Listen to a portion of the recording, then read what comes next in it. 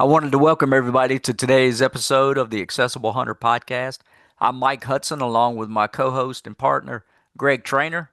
I'm excited to be able to share some more with you guys and be able to talk about advocacy, inclusion, and all these different realms in which we are able to coincide. But, Greg, man, how are you doing today, brother? You're looking sharp. Dude, I'm feeling sharp. You and I both got our matching shirts and headsets on, like we're ready for the day. We got the uniform code. I'm doing real good, man. Things are going well for me. It's middle of August, getting ready for hunting season to start, and man, I'm just having a really good day. I hope you are as well. I am. It's always funny, man, when we get to come on here and we talk about accessible hunter and being able to get back outdoors and all. This time of year is always so you don't want to say off-putting because it's not that, but it's just always so weird because it's so doggone hot still. Everybody's talking about getting in the woods, and we've got guys that are already hunting in certain parts of the states. I know you guys up in PA started some of that with crop. Crop damage and Yes, agricultural tags. right, and we got some of the guys that are out here chasing some of these velvet deers in the lower part of the state and yada yada. Man, it is just too hot to even think about being in a deer stand just yet. But I'm excited with the weather starting to change a little and being able to get back outdoors and just really start getting after these guys. Dude, I feel the same way. I'm always telling people, hey, go shoot your bow, go shoot your crossbow, get to the range. But Mike, it has been, high 80s, almost 90 degrees. I Right. think on Saturday it's going to be 90 degrees. It's pretty tough to even go out and shoot your bow for an hour or so in that kind of weather for a quadriplegic. I'm looking forward to doing it, but man, it's hot up here. Yeah, and I think you guys are on the East Coast as well. It's just been a really weird year.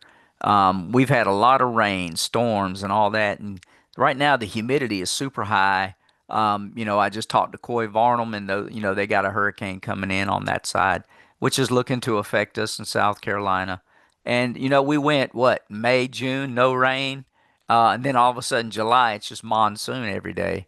And so, we dropped off and got a little bit cooler. And then now we're right back where you're at, man. We're talking 80s and 90s. And it's just going to be toasty. We had the first rain here in about a week, and it stormed really, really bad Tuesday night. And I actually had a new roof put on last year and ended up with a little bit of a leak.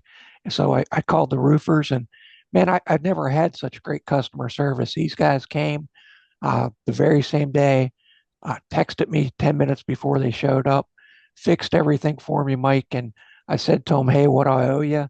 And these guys were like, you don't owe us anything. We're glad to do it. If you have another leak, you let us know.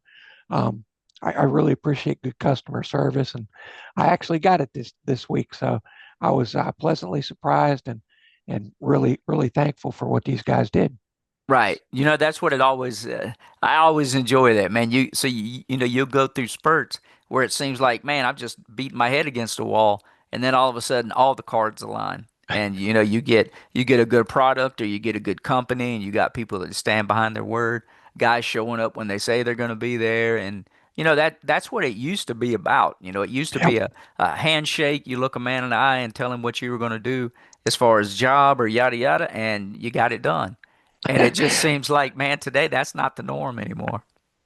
I am so thankful that all of this stuff has taken place before hunting season because we had to get my wife's car inspected this month. We ended up needing four new tires. Then we took it to the garage and they said, well, you need new brakes. So we did that. Then our washing machine broke. So we had to get a new washing machine and then a leaky roof. And that sounds like a lot. I mean, it sounds like it was just It one is a thing. lot. It is, brother, but it was one thing after another. But I told her, I said, we're just thankful that we're able to do it. Number one, we're not missing a house payment, getting all this stuff done, and it's all before hunting season. So I don't know what else can break or go wrong or something else we got to take care of, but it's definitely before bow season. So Well, thankful let's for don't that. test it. Let's Oh don't man, test it, man. that's right. That's right.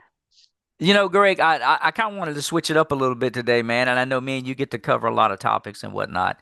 And I don't get to really just we don't go off any script or anything like that. But I don't usually get to kind of interview you, So I was going to kind of throw you under the bus a little bit today. And it's one of those things, get to know your people, right? Yep. And I've known you for a very long time, man. And I absolutely love doing these things with you each and every week. So interactive.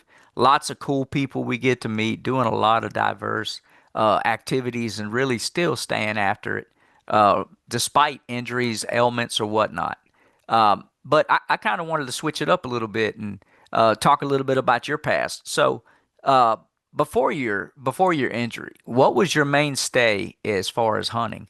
Was there a certain type of animal where you grew up that was just your go-to, or did you guys predominantly shotgun and rifle? What'd you do before your injury? What was your dominance? Sure.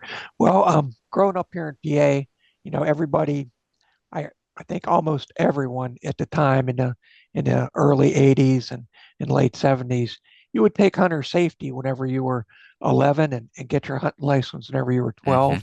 Hmm. Just growing up in my area, that was really huge and kind of expected that whenever you turned 12, you'd go hunting. And my dad, he was a late life hunter. His dad didn't participate in hunting, and my dad was a little bit older, so he didn't get into hunting till he was in his 40s. But took me out at 11, got my hunter safety, and we started off shooting rabbits and squirrels with our shotgun, and that was fun. My dad shot a lot of trap. He was a big Hmm. shotgunner. So I kind of got into small game. And the first couple years, probably 12 to 15, I didn't get a deer. My dad wasn't what you would call a great hunter, but he took us out, spent time with us. And we did a lot of small game hunting to start. Gotcha. And it's funny that you brought that up, man, because that's always one of my questions I always love to ask is, when you're talking to these young guys, it's that you're always going to remember your first deer. And I still remember mine. I remember what I shot it with, who I was with, all of that, right? And so going back to your first deer, what was that like? And doe, buck, rifle, shotgun, or bow? My first deer was a doe, and I got it with a single shot Stevens 20 gauge. And it was pretty exciting. I got to tell you, Mike, because as a young kid, you're always looking for your first deer, and a doe can be really exciting for a young person. And Hmm. I think a lot of people kind of overlook the joy in taking that first deer, whether it's a spike buck or an 8 point or a doe. And I was fortunate enough to get my first deer with a 20 gauge slug, and wasn't a very far shot. I couldn't have been more happy with it. Man, that's exciting, dude. And it's just funny because you had me grinning. I used the almost the exact same shotgun. I used to call it old smoke pole. This thing looked like you could reach out and hit them with it.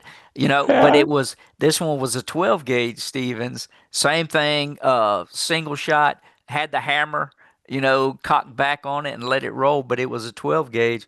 And I used double aught buckshot, and mine was a doe as well. There you But go. dude, man, you don't forget that.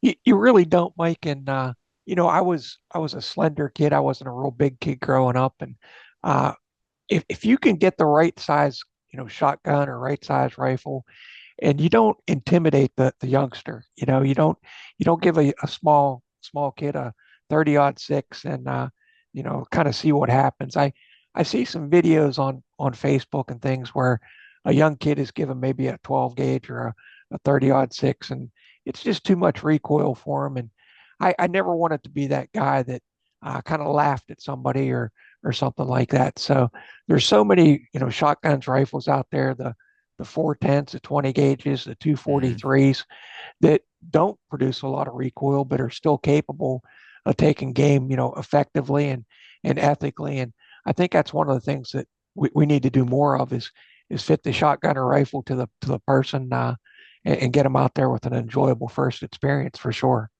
Absolutely, man, and I couldn't agree more. I was kind of on the opposite end of that spectrum, Greg, where I had a big gross of cousins, and so all of us were going to hunt. That was our get to go together kind of activity each year.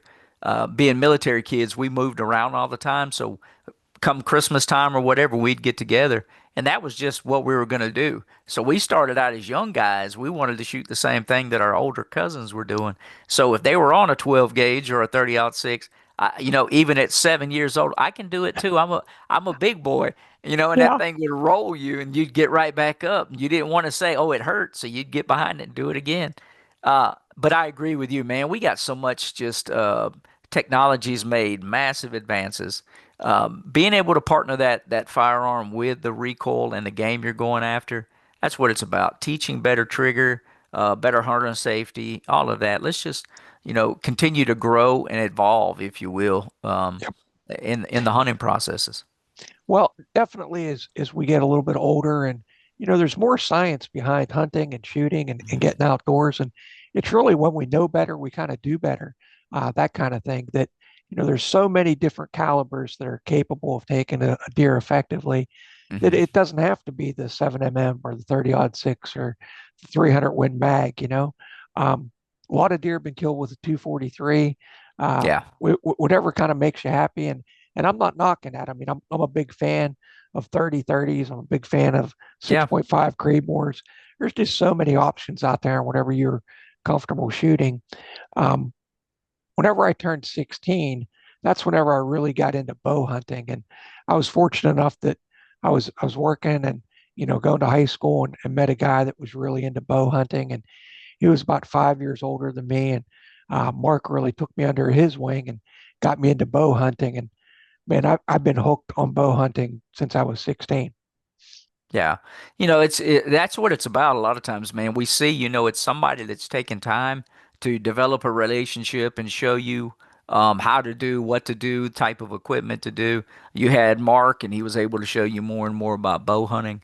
We were doing a lot with just different rifles, and South Carolina is kind of flat in certain areas and really mountainous in others. And so we were, making changes on rifles and whatnot. I didn't really get into bow hunting until later in life, and really started out bow shooting fish, and Yeah. then fell in love with that and started wanting to bow hunt more for deer. And so I was a lot later in life on that upswing for archery, man. But now, being paralyzed, I love crossbow. Yep. And so, going into some of the crossbow type stuff, were you a crossbow shooter at all before your injury, or just compound bow, recurve, or what kind of bow did you shoot? I started off with a compound bow, an old Indian. I think it was a 40-pound bow, and you could almost lob the arrows in, like whenever you were shooting at 20 or 30 yards, that you could watch them lob. Uh, Right. and and we didn't have a lot of tree stand technology back then. We were making homemade tree stands out of two by fours and pounding giant nails into trees to use as steps. And then I don't know if you're familiar with the old wooden tree stand, the tree monkey. Oh Uh, yeah. so that Yeah. that was the first upgrade as far as tree stands I had, using the tree monkey, where you hug the tree and got your arms all tore up by climbing up and down the tree. And then I went to a loggy bayou metal stand, and actually my brother is still using that loggy bayou, some 30 years later. It's amazing. I don't know how more of us didn't get hurt back then. There were no safety straps. Nobody thought Yeah. about, tying to a tree or any of that. I had an old fashioned pull up, and so you had a foot plate that I would lock my feet into, but I Yep. legitimately had to do pull-ups, and then I would bring my knees up to my chest. And Yep. so you were doing pull-ups all the way till you got to the top of the tree. And God forbid your foot plate fall out from under you. Now you got to grab the tree and shimmy back down. Mike, I'm laughing because while you were telling that story, I was thinking, how long did it take me to realize if I take a piece of parachute cord and tie to my hand climber to the bottom of my tree stand to figure that out? I think I went 2 or 3 seasons doing the same thing where my feet would come out of those loops, and my tree stand bottom would fall 5 or 6 feet down, and then what do you do? So it, Right. it, it took me a couple of seasons to get smart enough to invest in some parachute cord. That's it's a sad state, man. But I think, we're older guys, man. All through the 70s, 80s, even into some of the 90s, dude, it just was unheard of for that. Yep. We were joking around with a buddy of mine not too long ago, and we had in South Carolina designated doe days. And so on those days, you could harvest two does a day per person. And so we would go to these farms and different places that were just loaded and, really try to get on some deer. But man, sometimes you'd climb up in a pine tree 25, 30 feet with no Yep. safety harness or anything. And I'm like, there ain't no way I'd do that today. We know a lot more about safety. There's so much information. We didn't have the internet back then, and No. if you were watching Buckmaster's television programs on Saturday mornings or whenever it came out, that was the only real information we had. Videotapes and that kind of thing. But we're just so much more safety conscious right now. That's a good thing. Uh, Yeah, I I 100%, man. Yep. And as far as going up high, what I would do is, again, with that parachute cord, I'd cut 20-foot lengths so that I knew that whenever my bow started standing up, I was probably about 22 or 22 and a half feet high. And that's Hmm. what I would practice at so that I was always consistent at the same height. I always thought that was important to do, to always go up the same amount. But after you start getting up so high, then your shot angle changes and your Right. target really changes as well. Um, now you and I are both ground blind hunters, but I sure do miss hunting out of a tree stand. But you pick up little tips on how to do things, and staying consistent, always doing things the same way was always big for me back then, and still is today. Man, you that's what I enjoy about this, man. It's not about one size fits all.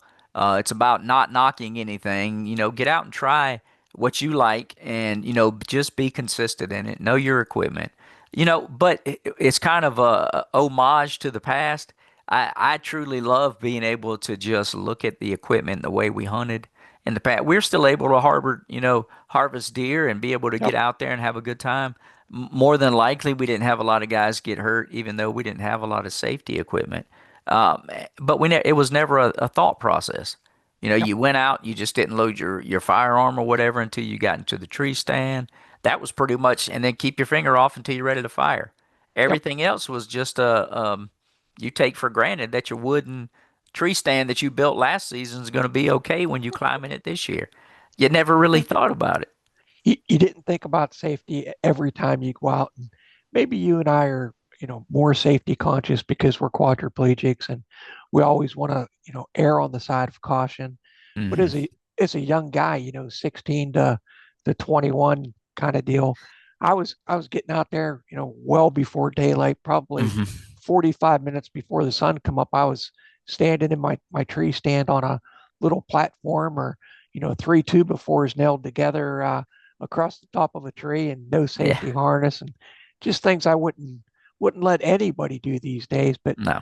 we were successful at it, and the equipment we had, the broadheads, the sights, everything that we used, you know, today it's so much better, but we were still successful then. And I I think that goes to tell people, that you don't always have to have the most expensive equipment, or Hmm. the broadheads that cost $100 for three. And we were on a budget hunting back then, and we were still successful. Yeah, and I was going back to the nostalgia, and it comes down to where again, find what you like. If there's a certain rifle style or a certain name brand you like, good to go. If there's a certain scope, a certain bow, just be consistent. Get out, just do what you love to do, Mhm. and just keep chasing those animals. Um, Being the best stewards of everything we've been given. But one of the things I always loved too, Greg, was what you were saying, being able to get up early morning, and I still love that. I love getting up in a deer stand and watching the sun come up, and technology has really come a long way. And so, even as a quadriplegic, there are some hydraulic stands that can raise us up, and I'm blessed I can get in those every now and then. It's not my ideal hunting spot anymore, just solely because there's a lot of time and effort that has to go into that. Ground blind hunting to me is just so much easier now.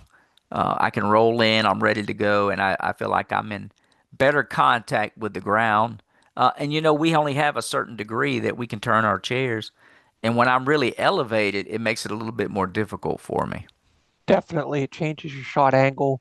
If you're dealing with rifle and you can really reach out there and touch them, I think being in an elevated stand is awesome. Yeah. But right now for me on the farm that I hunt, I have my ground blind up. I still have it up since turkey season, and I'm watching deer around it, and I only shoot 20, 30 yards at the most, and Yeah. I've got that small window left and right. I think the only thing I'm going to change in the next week or so is I'm going to put some plywood down on the Yeah. ground so that I have a good base.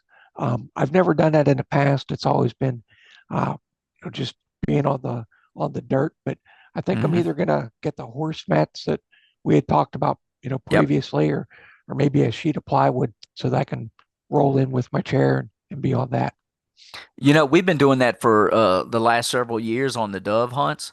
We'll take just a standard sheet of plywood, split it in half, do a 3/4 inch plywood, set it where I'm at. That way, wherever the birds are coming in, I can rotate, not mar up. But I've been doing that for a long while now on my deer blinds, and that way, you can roll in there, get a little bit of traction, spin around, and come all the way back out with not getting too Yep. muddy. Yep. But it makes it a lot easier. I think the horse mats, will give you a little bit more traction. It won't be as harsh. Um, but then again, how well do they do when your tires are a little wet? So it's one of those Yep. give and takes. Yes, sir. Yes, sir. And it's always a give and take when we talk about adaptive equipment. And some people might see our adaptive gear as a gadget or something like that, or they think maybe it makes things easier for us, in a way that gives us certain advantages. But is quadriplegic and people with disabilities out hunting, we have to have the right gear and we have to practice with it. And there's a lot to consider. I know myself, I think about the shot a lot more than I ever had to. Hmm. Our preparation, our time at the range, when we're getting ready to go, we have to really think about, is this the right shot angle? Is this animal in the right position? Because we only get one shot at something most times. Uh, I'm not able to reload my crossbow fast enough. My wife is an excellent cranker and getting everything set up, but most of the time we only get one shot, whether it's crossbow or rifle. Yeah. And I'm with you, man. Technology's come a long way. We've got a lot of equipment that help aid. I like to be independent. I love hunting alone. I try to do it as much as I can, but I have to know my equipment, know how to hook it up, be independent in doing such. But making sure that I'm making a solid, safe shot on these animals. So one, the animal's not suffering. Two, I'm not trying to go out here and track this thing down as a quadriplegic. You do all these telltales, before your injury. You keep an eye on where the animal was last at, then you go tracking. I can't do all that now. So I don't want to have to call buddies to come out and help me and not know that I made a solid, decent shot on these guys. Yes, And you sir. bring up a great point is, be consistent in your weaponry, be consistent in your shot placement, take your time. And as quadriplegics, we look for that technology that we can tweak to make it personal. Yep. And Mike, you've had 30 years experience hunting from a Mhm. chair. I've got 26, and we've gotten it down to a science. I mean, when we go out, we do things consistently at the same time every way. Uh, that gives me a level of confidence that I didn't have my first year. Mm, Whenever I first started hunting again, it was a big deal and a lot of questions. And my family tried to help, but you just don't know what you don't know until you don't know it, kind of deal. yeah, And, and we've we've provided a lot of information online to people that we didn't have access to right. our first year hunting. So people that are doing the research and getting with groups and going out, things are just so much better. They're so much easier because of the access to information. I think that Mhm. you and I didn't have years ago. You're right. It's true. When you start looking at all this, what computers were non-existent when you and I were younger. Definitely cell phones or any of that kind of stuff. But we were blessed enough to be at Shepherd. We had some groups like the Therapeutic Rec that really started pouring into activities and how to get back out there in the woods. But again, it comes down to individual tones and being able to know what's going to make you a better hunter.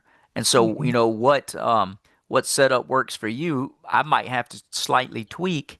And so each week we try to tell people that, hey, we'll show you a bunch of technology, get your hands on it and make it you.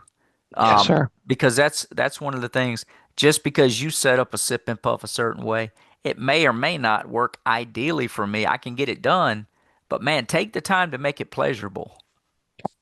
And Mike, I think for a lot of first time hunters with disabilities, they're going to go out and go to a group hunt. They're going to go with people that are setting things up for them. And Hmm. that's great. That's great. I mean, you get to try out equipment and you get to see what works for you. But as you gain experience, a lot of hunters want to go on their own. Hmm. They want to go back home and hunt with their buddies. They want to hunt with their family, and I think that's where the real tweaking and uh, adapting of certain gear to their specific needs comes in. Yeah. Guaranteed, man. You got to get back in your element. You know, Hmm. uh, and that means in your neighborhood, your block where you're going to be hunting. Get back with your old buddies that used to hunt with you and figure out a routine. We've had people on the podcast before that would have to work ditties in with some guys that they have a long-term relationship with, and they figure out communication. Um, speaking of one of my very first hunt after my accident. I had a buddy that me and him hunted together for years. And right before I got discharged from Shepherd, he came to stay for a week with me because he wanted to learn how to help me get up, the whole 9 yards. And so a buddy of mine, Bobby Loggins, man, he told my mama and him, hey, you guys leave the side door open. I'm gonna come get Mike up about 3 a.m. Me and him are going. And Wow, well, super awesome guy, man. And me and him still hunt together some, not as much as I'd like to, but it was to the point, Greg, where we were able to get up, get all the clothes on, because as a quad, I couldn't stay warm or whatever. But once we got into the woods, really, I had my old 270 and we propped it up on a fence post. It's the best we had. We didn't know anything about trigger devices. And then he was willing to hold it still for me and let me just try to figure it out. dude, that is the most awesome story. Teamwork, you and your old hunting buddy, him taking time out of his day, getting up. If he got you up at 3 a.m., he was up at 1:30. Right, And it was just like old times for you guys. It was two guys hunting. It wasn't him taking a person with a disability hunting. It was Bobby and Mike getting out again. right. And that's really the key is living your life with your friends in the outdoors and regaining that confidence. I know that whenever I was able to go to the range and go hunting again, I picked up a lot of confidence and a lot of self-esteem that I wasn't seeing myself as less. I was getting back on the trigger. I was doing things with my friends and family. You want to talk a little bit about maybe how hunting increases confidence in your experience and in the people that you work with and the people that you take out? Yeah, again, it gets down to consistency. Once you get out there and you figure out, hey, okay, I can do X, or, do this or whatever to pull the trigger, but I would do better if I can figure out a different way. And then you figure that out, and then you get more time on the range, build up that confidence. It's not only on the activity itself of the range time, it's about life in general. And here, ideally, Greg, you and I can't. Get past the fact that we are quadriplegics. That's just going to be the nature of the beast. But what I try to say to people is let's stop focusing on the chair. Let's start focusing on the individual task and what that person wants to get into, and just kind of let the chair be what it is. A piece of equipment. It's going to get us from A to B, and sure, we're still going to be paralyzed. But man, let's just get back down to inclusion. I just want to be with my buddies at hunt camp, being able to pour back in, talk just as much trash, but I want to be able to connect with those animals just as much, if not more. Yes, sir. Yes, sir. You know, you kind of hit the nail on the head. When we roll around in the woods, we have to problem solve. We Hmm. have to figure out, how do I get over this obstacle? That translates into life too, it gives me the confidence that if I can get out in the woods and I can get to my ground blind and I can be successful there, maybe going to school is another obstacle. We kind of transition that to everyday life, that Hmm. obstacles that we have to get around, roll over, roll through. If we can do that, going to school, getting your PhD, going to school, getting your master's, it's just another obstacle that we have to roll around and figure out a way to be successful. I kind of skimmed over the question you asked me about, how do you get out and you became more confident, you do this and that. It's a daily grind, right? You know it, I know it. I know we're covering content on the podcast and whatever. Just be consistent again with just getting up, finding a reason or a way to just push on. Man, these injuries can be very demoralizing. They can be dehumanizing, depending on whatever we're dealing with. But man, we got an awesome opportunity. Let's just Yes, figure sir. out a way to better our lives each and every day. Little small increments, and that's going to just continue to build up that mental resiliency. Yep. And if we can cognitively get locked in that, man, we can figure this out, man, the confidence level just skyrockets. If I can figure out how to shoot 20 yards, why can't I figure out how to shoot 200 yards? Yes, sir. And what we deal with every day, we only can control what we can control. And Hmm. and that and that sounds easy, but sometimes it can be very frustrating when, say for instance, you drop something and there's just no way to pick it up, or you're laying in bed and you want to do something, you can't kind of figure out how to do it. Um, it can be very frustrating as a quadriplegic without getting assistance. But if we can control what we can control, we plan for the hunt, we plan to get to the ground blind, we plan our shot. We can plan on how we're going to eat lunch that day. If we have a backup fork, because we know that we consistently drop our fork, so we have a backup plan. I know that sounds stupid, or sounds trivial for people, but have a plan, control what you can control. That's not only getting to the ground blind, but in life itself.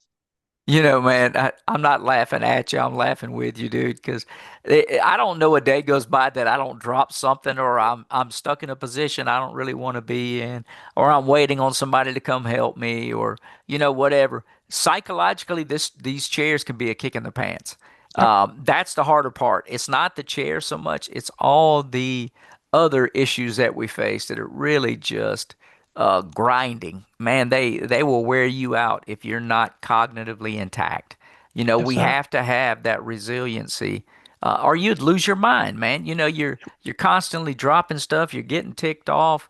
We're having to deal with accidents or injuries or pains, and we can't do anything to stop them. But doggone. But here's the kicker. Again, find something that you enjoy of life, and being able to try to figure out how to facilitate that. All I want to do is find a way each and every day to better myself. And Yep. if that's my financial situation, if that's getting out in the woods and spending a little time in the sun, travel, whatever, each and every day I just want to better my stature of where I'm at today. Absolutely, man. We have an opportunity each and every day to wake up, get motivated, say, how am I going to do this today? What works for me may not work for you. Hmm. And hopefully people have friendships. They have people that they can bounce these ideas off of and say, hey, I've tried this. It didn't work. And then, I bounce ideas off of you all the time. And I get Sure. frustrated. I get frustrated sometimes, and I'll shoot you a text and you'll be like, well, try this, brother, And as a hunting community, we get the opportunity to look out for each other, whether it's it being an individual or on a group hunt, being Hmm. able to share our frustrations, but also share our successes with people that are in the same situation we are. And I find that the hunting community as a whole really uplifts people and gets people motivated. And some of these hunts once or twice a year can fuel us for the rest of the year. You're right, man. And here's the kicker when it comes down to it, Greg. If we're being honest with our listeners, it comes down to this simple fact. Each and every day we have to find a new way to advocate, whether it's about equipment, whether it's about pressure sores, whether it's about UTI prevention. Doctors only know so much. The spinal cord world is a very funky medical issue that each one of these issues can be so different. Each one of the individuals is going to be so different, and the doctors are doing the best they can to try to stay ahead of it. Here's the problem: there's thousands and thousands of nerves that are affected. There's thousands and thousands of outcomes, and all we can do is again control what we can control. Some days it's not even about me controlling anything other than my temperament. Yes, Sometimes it's sir. controlling my tongue in that moment and just saying, you know what? I'm about to start flipping some tables. Let me back up and just take a breath. And Yep. so don't hesitate about that either. If you feel yourself getting frustrated with whatever activity you're doing, take a time to take a deep breath and just reach out to somebody else and say, "Hey man, having a tough time. I've been trying to do this. What do you think? Do you have any ideas?" Nothing wrong with that. I often say, Mike, the water rushed over my brain, and I, a lot of times I need to take 10 minutes to think about something before I respond. And if I can take those couple minutes and let the water rush over my brain, then I can have a more articulate argument or a more articulate advocacy on why I need to do a certain thing. Um, a lot of people might not know this that don't follow the podcast as closely as some, but you and I are dealing with some pressure issues. We have wound care nursing coming in a couple days a week for both of us, and Right. when people listen to our podcast, they might think, "Oh, these guys, they got the world by the butt. They're out there, they got it all figured out." We're just two guys trying to get through the day, trying to prepare for hunting season. We have the same issues every day as a lot of people with disabilities. We're dealing with doctors, we're dealing with nurses, we're dealing with people coming to our home all the time.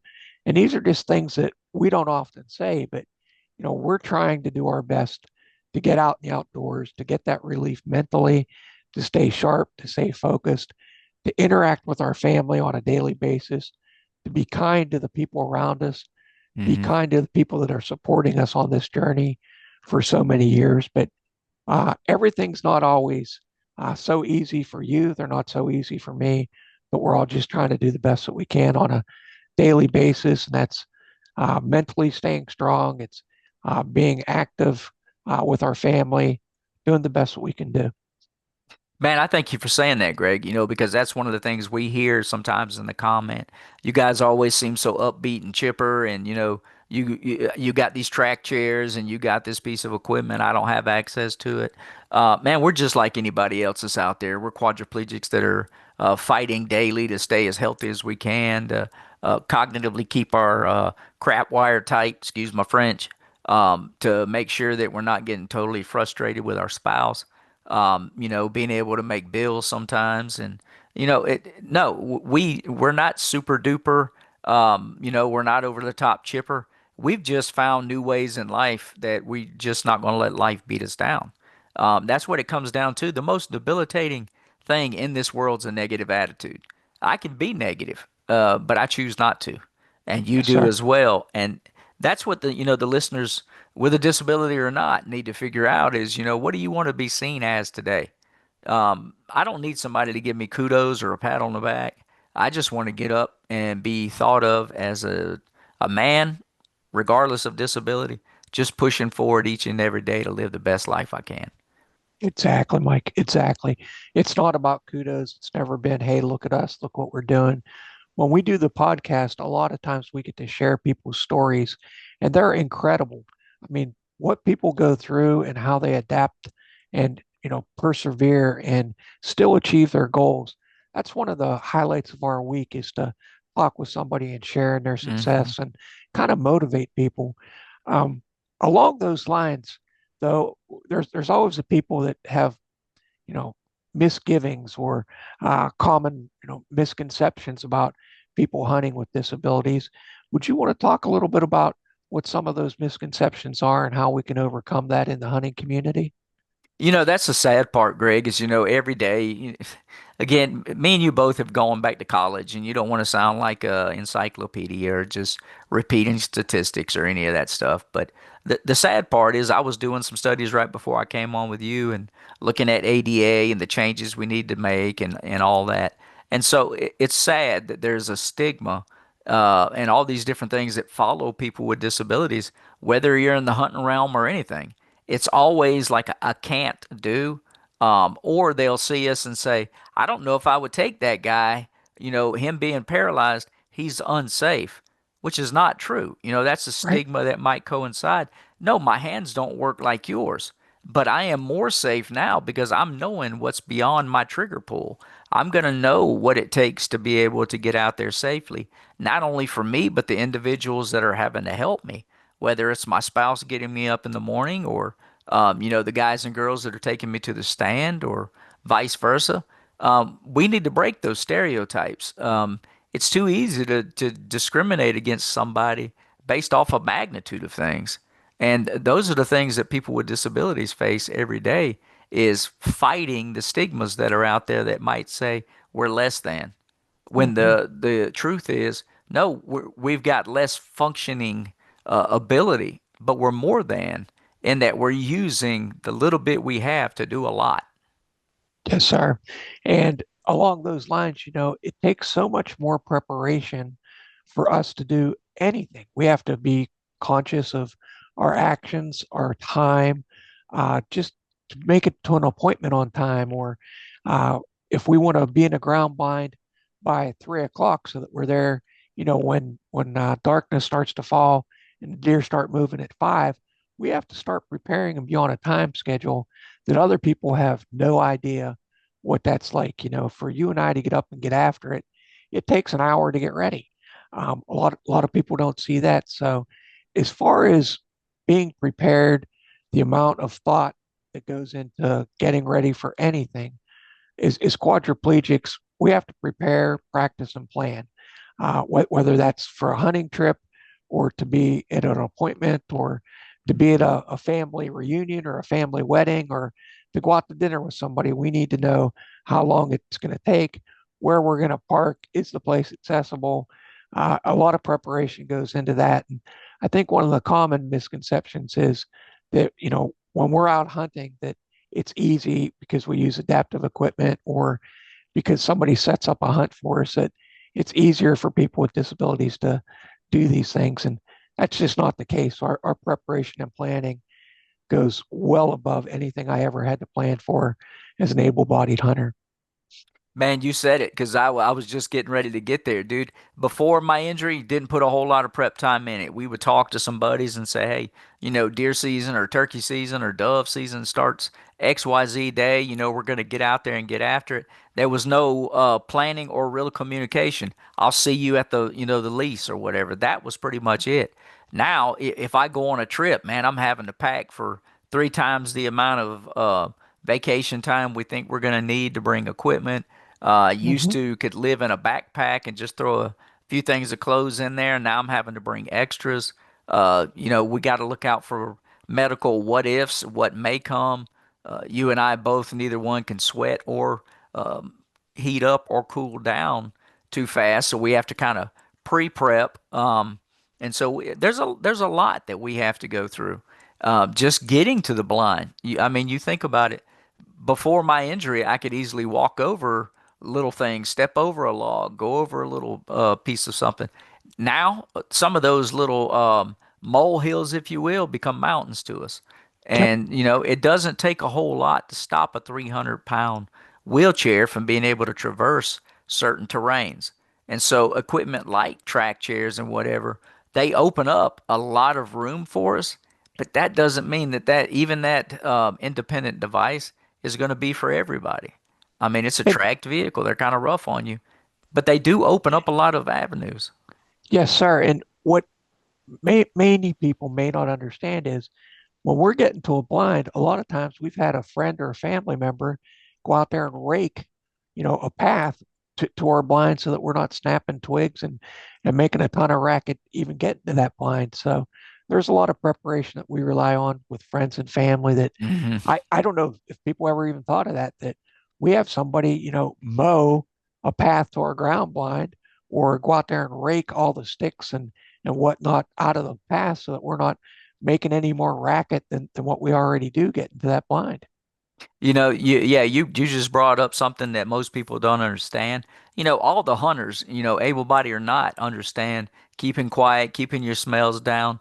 That's one of the topics me and you haven't touched on a lot is here we are trying to get close to some of these animals, being able to fool a white-tailed deer by getting our everyday chair that we're in each and every day that has all these medical smells and God forbid if you had a leg bag leak or something like that.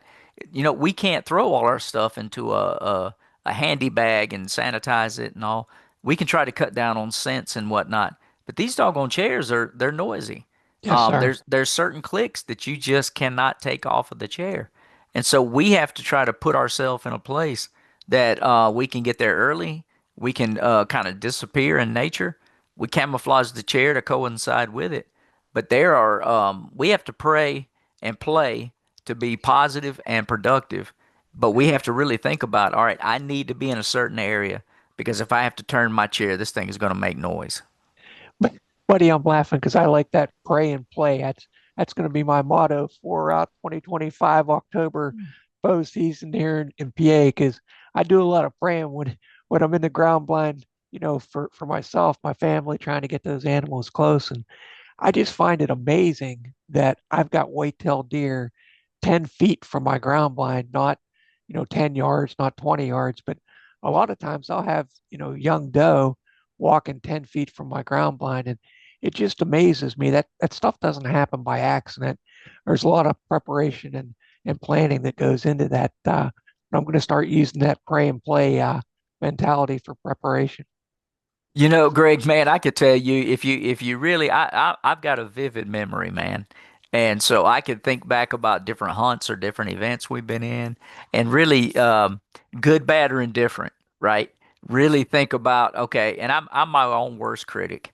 So if I do something good, bad, I'm gonna critique it, and I'm not trying to compare myself to anyone else. I'm trying to see how I can better myself.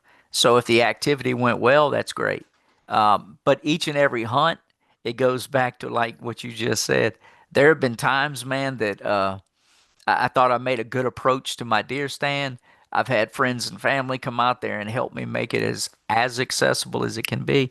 And in the dark, I find the one stick or something that you just couldn't pre-plan for. And you're like, dang it, man. I hope I didn't jump everything off the bed.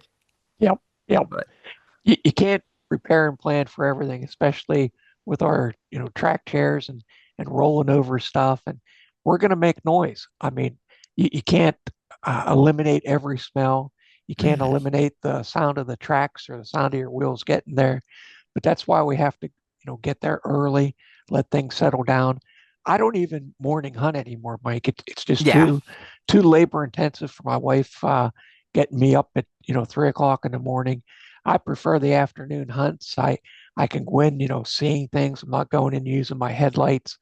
Um, a lot of times when we go on a guided hunt, the outfitter wants to get out there early, and they're trying to get us on deer. They're trying to, show us a Hmm. good time, and you almost feel obligated to hunt that morning. But man, getting up at 2 o'clock in the morning every day and trying to hunt 12 hours, I just can't do that anymore. So a lot of times I'm an afternoon hunter that's trying to sneak in there, quiet as I can, and I'll spray down my chair and try to get all the scent that I can off of it. But hunting mornings just doesn't work for me anymore. Again, it comes down, you got to know your limitations, know what you can do, be honest with the people around you. The only time, my wife, she's not really an outdoorsy person. Usually around hunting season, I really tick her off several times. And it's because I've already talked to buddies and planned trips and did all this, and I didn't go back to the one person that is unfortunately going to be the one that helps me get up at 3 a.m. until the Yep. morning of, and I'm like, oh, by the way, I'm gonna need Yeah. help. Need help Yes, sir. early. You should have told me that a few days ago. Yeah. So, don't poke the bear. Try to be open and communicative. Make sure your communication's good. Don't do like I do. Brother, I've got the best spouse. She's my best friend. And when I was first injured and a lot younger, we went out to Illinois on a hunt, and it was like 14 degrees bow hunting, Mike. And we would get up at like two o'clock in the morning, meet the outfitter at 4 o'clock in the morning, drive an Yeah, hour to the stand. We're getting in the stand at 5 o'clock in the morning, and it's super cold. The high that day is going to be like 18. We went out there right. with a backpack full of snacks and a thermos full of hot tea, and Yeah, we'd sit in that ground blind all day until dark, and then come back, at 5 o'clock, 6 o'clock at night, and we'd do that all week. And I can't do it anymore as an older hunter. yeah, I just don't see the value in it whenever I could go out and hunt the afternoon. I can't be in the stand 12, 13 hours anymore. About 3 hours, 4 hours is tops for me. And I realize that, and I plan ahead for that. And I'm still successful. I still enjoy the hunt. And a lot of times when we go to Maryland hunting, we'll wake up in the morning and go to lunch.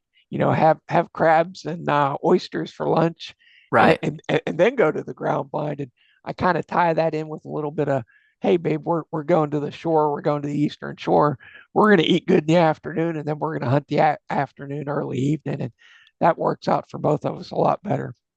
Sure. And you again, man, you're touching topics, and this is one of the things I really want some of our listeners to understand, whether they're able-bodied or not. That's what I love too, Greg. I hope we're educating some of the hunters that have never really had a lot of ailments or accidents, and God willing, I hope they never do. But when you see somebody with a disability and you get an opportunity, reach out and see if you can get them in the woods. That these guys and girls just want to go, just like you.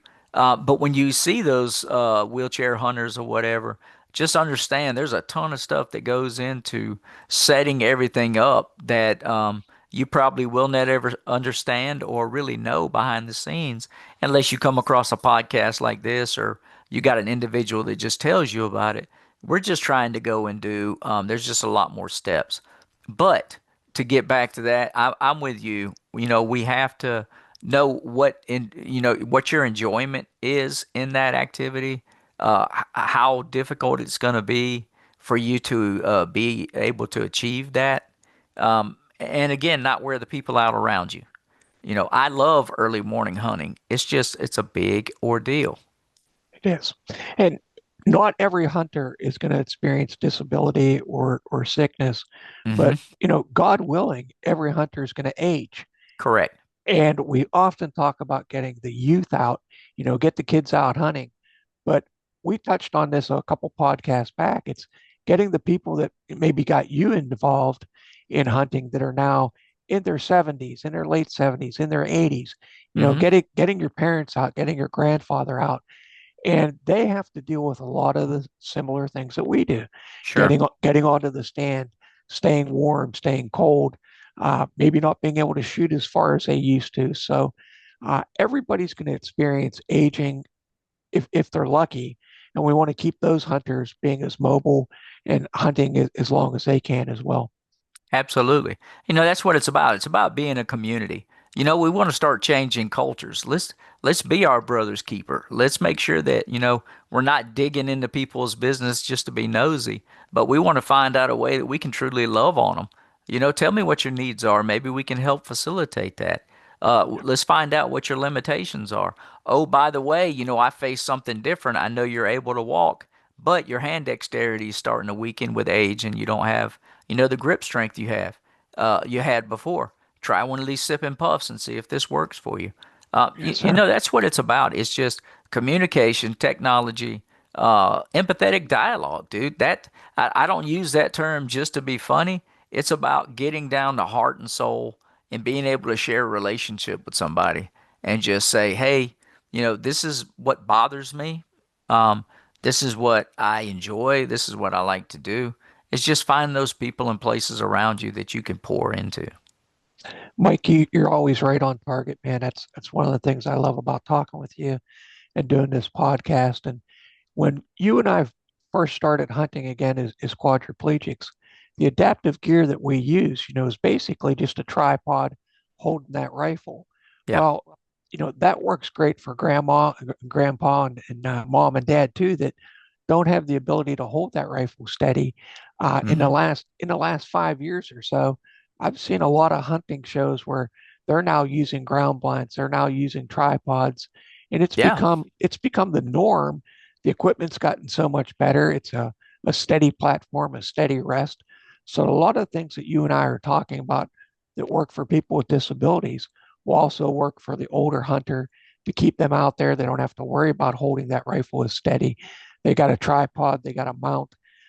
They're able to still stay in the hunt. They're able to stay with their family, go to hunting camp, share those stories around the campfire for many more years than what they thought. Right.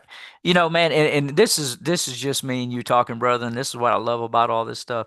You're never going to be able to make everybody happy. You've always got these schools where you're going to have these old school hunters that say if you're not wearing old military camouflage and you're not sitting in 10-degree weather in the snow shooting a slingshot, you're not actually hunting. And look, do you find out what works for you, Right? what equipment works for you, how you can get in the woods and be successful, what keeps you warm, safe, and happy, and just go out and do it. Just try not to overly push negative content or whatever on other people. And let's just find new ways to continue to keep pushing. And when it comes down to it, Greg, I absolutely love being able to share these podcasts just to be able to cover the magnitude of just awesome people that are out there. Yeah, again, we're never going to be able to please everybody. I hope folks that listen actually get some inspiration. Not because of two wheelchair guys being able to do this, but just two guys that just want to continue living life and finding new ways to love and go and do. And that's what it comes down to. And being able to share. These podcasts are not just about us. It's really about highlighting life and highlighting others. Absolutely, buddy. And I know we covered a lot of topics today, and it's so much fun for me to talk with you and kind of relive our past, how we Yeah. started hunting and how far we've come, and really getting people involved, getting them out there and letting them know that it's okay to hunt differently, hunt your way, tag what, Right. you're happy with. I get a lot of enjoyment out of bow hunting. When I take a 4 point, I'm just as happy as taking a 170-inch deer sometimes. Don't Yeah. let people dictate how you should hunt as long as you're doing ethically, as long as you're being safe, that you're getting out, enjoying your hunt. That's what's all that matters to me. And that's what it should, matter to every hunter. We're losing hunters every day because of lack of resources, lack of places to go hunting, aging. Uh, keep hunting, keep doing what makes you happy. Get out and enjoy the outdoors. And I know that we covered a lot. We're running long today, but I appreciate you, man. I always enjoy talking with you. I'm going to give you the last word to send out the podcast. Brother, man, again, yeah, we've covered a lot of content, man, and it comes back down to that's what the accessible hunter is supposed to be about, finding ways to access the outdoors. And, you said it, encroachment's getting big. We're losing more and more property every day. We're losing more and more hunters. We've got an aged population. Me and you are not as young as we were when we started this podcast. But technology is advanced.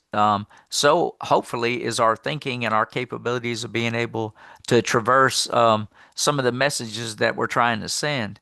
And I hope all this stuff comes across as a positive because advocacy doesn't need to be negative. And we need to advocate every day, whether we're advocating for ourselves or the people around us. Unfortunately, Greg, you know it as well as I do. There are guys and girls that are getting hurt every day and every year. And all we really want to do is be able to show them that life goes on. Man, so brother, from the bottom of my heart, dude, I absolutely love each week when we get to do these things. And maybe that's self-serving, but it is what it is. I'm just going to be honest. I love doing these things to be able to talk with you. You're a wealth of knowledge. You're a super humble guy, man. And I don't take that lightly. But then the people that we get to introduce to more and more individuals, it's an awesome opportunity. And again, thank you for sharing this with me. Man, I wouldn't have it any other way. I appreciate you. I love you. I love our message. I like talking with people, hearing their stories. Folks, like and share our podcast. Tell us what's going on with you. Give us your stories and your background. And take care of yourself. Have a great afternoon. And thanks for listening to us. Thank you, brother. Thank you for our sponsors.